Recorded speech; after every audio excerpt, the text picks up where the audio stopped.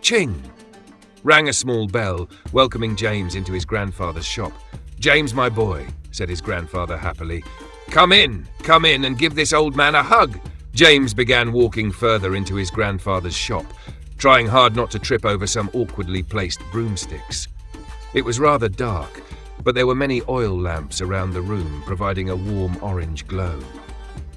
It was a large shop compared to the rest in town.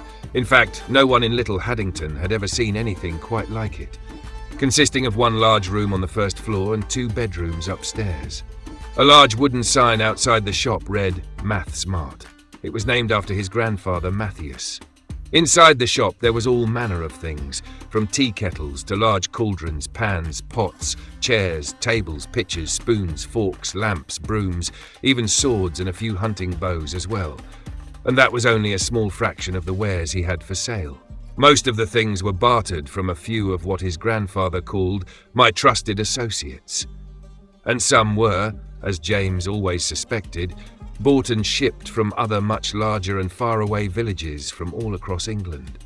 To be perfectly honest, however, no one really knew exactly where his merchandise came from, and every time someone had the nerve to ask, he would simply reply, "Trade secrets, my old boy, trade secrets," and leave it at that. However, if you had a need for an item, chances are MathSmart had it, and in a variety of styles and colours. "Hello, grandfather. How are you?" asked James as he gave his grandfather a big hug.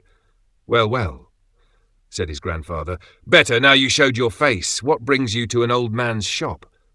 "Just came for a visit," said James. "Well, I'm just happy to see my favourite grandson," he said, picking up a pan and moving it to another shelf with a group of others that had a similar style. "Right," said James with a grin. "Marcus said you call him that too." "Did he now?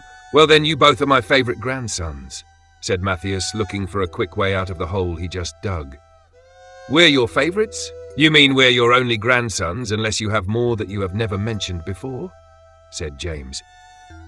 No, quite right," said Matthias. "I don't have any other grandchildren," he said, stopping to give a blank stare to a set of rather large wooden spoons. "But if I did, I would not like them as much as you lot," he said with a smile. James let out a small laugh. "That's good to know. So really, young James, why have you come to visit? It seems as though you have something on your mind." "Well, there is one thing," said James. "Yes. Just one small thing I wanted to ask you," James went on. "Well, what is it? Don't leave an old man in suspense, my boy. You never know when they'll simply heave over and croak. Then you'll never hear the answer to your question," said his grandfather jokingly. "So what can I clear up for you?" "It's about a story," said James, "a story you told me a long time ago, do you remember? My dear boy, I believe in the short time we have been together on this earth, I have recited a countless number of stories to you, as well as your brother. Which one do you speak of? Is it Lord Mortalis and the irate halfling?" "No, not that one." "Oh, you must be speaking of the black bronco and the comfy trout." "No, not that one either," said James. "Well then, which one is it?" asked Matthias, now running out of ideas. "Merlin," said James. "Do you remember the one about Merlin the Magnificent?" "Merlin?" said his grandfather. "How could I ever forget about Merlin, my dear boy?" he said with a chuckle. "I was just wondering. Well, you see, I told this boy named Peter about him, and he had no idea who I was talking about, and then Marcus said for me to stop making up nonsense," said James, sounding a little bothered. "But I wasn't making those things up, right? Those stories were true, weren't they?" Ching! The small bell that rang when James walked through the door sounded again, as a fat old woman wearing a sapphire blue dress with a golden trim stepped into the shop. "Oh yes, Mrs. Bostwick, what a pleasure to see you again. And looking so slim you must have lost a few pounds," said Matthias. "Oh, you're such a kidder, Mr. Sampson," said Mrs. Bostwick, sounding thoroughly flattered. "Please call me Matthias. Have you met my grandson James?" he said, looking back and motioning James forward. "I believe I have," she said. "I have seen him playing with my little Yvonne now and again. How are you, James?" she asked. "Fine, Mrs. Bostwick," said James. "So can I be of assistance?" asked Matthias politely. "I'm looking for a pan," she said quite simply. "You see, the other eve I was preparing a meal when all of a sudden my pan melted into a great big pile of metal. This is the 3rd time this happens to me this year," she said, sounding annoyed. She went on, I've simply had it. I want to cook a good meal for my family, and all I end up making is a great big mess," she said, now sounding very displeased. "However, I spoke with Olivia from a few doors over, and she mentioned she bought a pan from you a few years back and has never had a problem," she said, sounding quite surprised. "And she also told me that it's the easiest thing in the world to clean. She explained that all she does is pour in a bit of warm water and it practically cleans itself," now lowering her voice to a whisper, as if by magic. Now, said Matthias. "My cookware is very good, but nothing around here happens by magic," said Matthias, sounding amused. "Let me show you a new set I just got in," he said, walking her towards the pan he had just been adjusting moments ago. "These are top-of-the-line solid bronze with a comfortable wooden handle, guaranteed not to stick."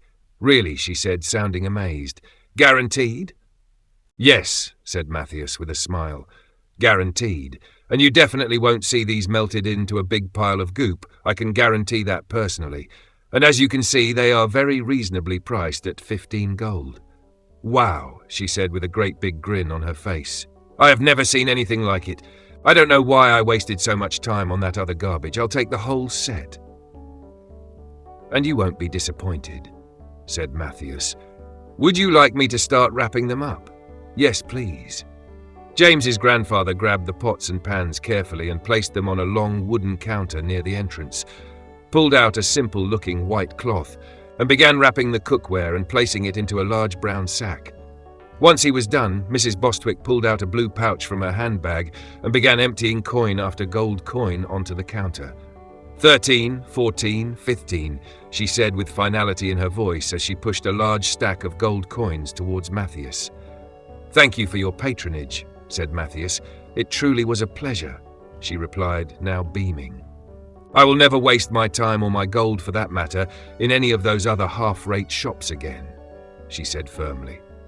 "Oh dear, I'm not sure I will be able to carry all this back home," she said, sounding nervous.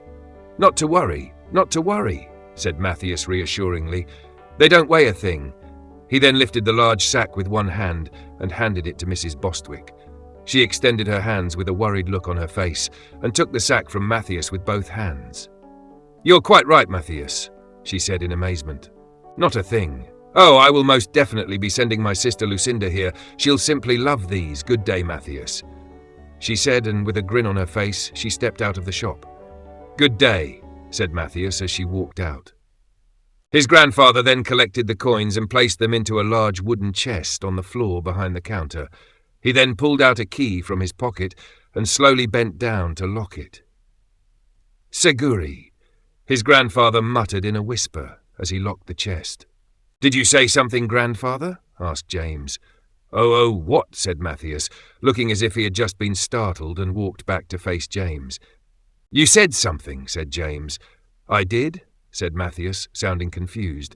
"Yes," said James, sounding a little concerned. "A moment ago when you locked your chest." "Oh, really?" said his grandfather, sounding mildly surprised.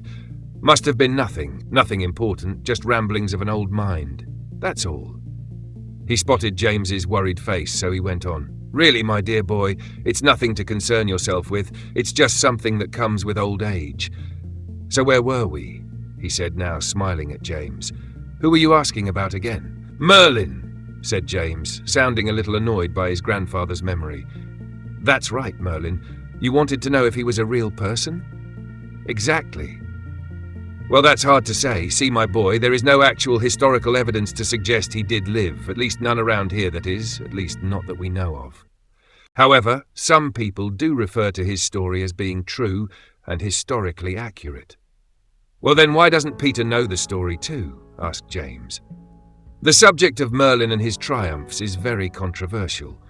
Merlin was able to do things, as you know, wonderful and magical things that most people just don't understand. You see, James, to a lot of people, it's not a question of whether the man existed and the lack of physical documents and artifacts that cast doubt on his legend, but the things he did. People don't fully understand how he was able to do those things, and that creates fear. You see, when someone cannot understand something, they become afraid of it, and it's a lot easier to dismiss something as false and place it in the shadow of doubt and turn away, than it is to try and learn and understand it. Most people will much sooner dismiss it than face it. So, because they're afraid of it, they don't believe in it. Exactly. For instance, how did Periwinkle? Peter, said James, correcting him. Oh, right, Peter. How did he react when you told him? Well, said James, trying to recall his reaction. He said that it sounded like witchcraft, and then he got scared and said something about it being the devil's work, and that we should not speak of it. Exactly. As soon as you mentioned something he did not understand, he became frightened, associated it with evil, and dismissed the topic altogether.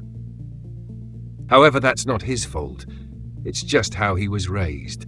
I'm sure most folks around here would have the exact same reaction he did, if not worse. Therefore, their children act similarly. They're taught not to ask questions. What is and what isn't. Well, that's the devil's work. And we're not to talk about the devil. When we take this attitude, we become closed-minded and arrogant. We need to learn about and understand things before we make an educated decision regarding them. And we do this by asking questions. Just like you did today, he finished with a smile.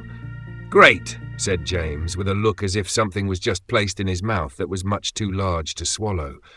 So that means Merlin really is real? Well, my boy, Matthias said, clearly amused, it's just one of those things that you're going to need to learn and understand before you can decide for yourself. James thoroughly was put off by his grandfather's answer.